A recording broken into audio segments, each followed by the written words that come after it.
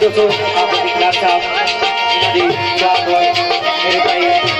हाजी वकार साहब वैसे इससे पहले मैं पेश करने के लिए तरह मैं कोशिश कर रहा हूँ कोई तड़का के रुक लगता कोई तड़का के रुक लगता लगियों में बचपन भी टूट जावे